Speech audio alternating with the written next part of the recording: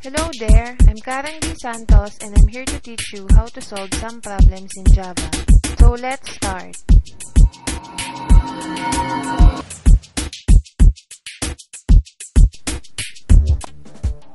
Ito nga pala yung ginawa kong codes para dun sa problem. Import java.io public class act25 KBS, which is my initial. Public static void main string args, those are exception. Buffered reader x equals new, buffered reader new input stream reader system.in.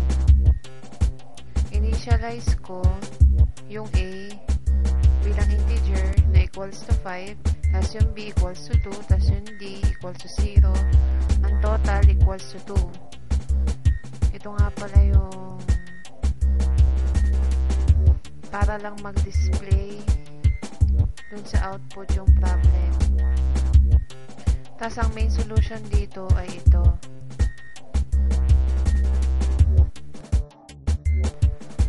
So, ginamitan ko siya ng for loop.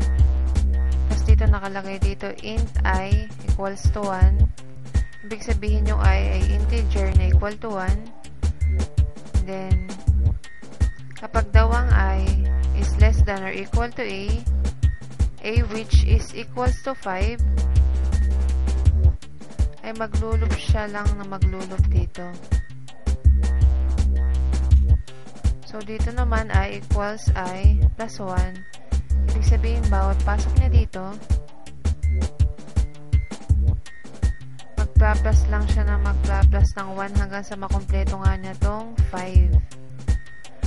Pag nakompleto na niya yung 5, so end na ng execution.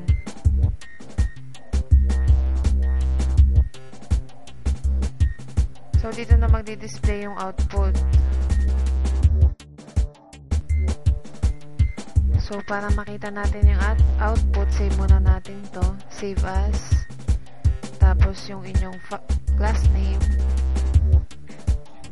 .java. Save. So, meron na ako. Yes na lang natin to. Pupunta tayo sa start. Tapos, run. Search natin, cmd. Tapos, okay. Tapos, cd, desktop. Tapos, yung path. Tapos, pag di nyo tanda yung path, punta lang kayo kung saan nyo in-install. Dito yan sa computer, sa local disk. Tapos, sa program files. Tapos, sa Java. Hindi buksan nyo tong folder na to. Tapos, pasok kayo sa bin. Pag nasa bin na kayo, copy nyo lang tong link. Copy. Tapos, paste. Enter. Tapos, type nyo yung javac.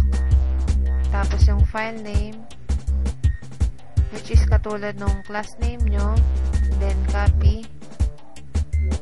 Then, paste. .java. Enter. Tapos, Java. Tapos, yung class name nyo. Enter. So, ito na yung output. Makikita nyo dyan, 2 times 2. So, babasahin ko ulit yung problem.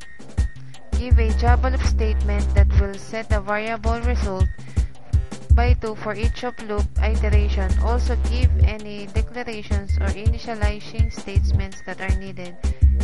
Class name act25 plus yung class name. Then 2 times 2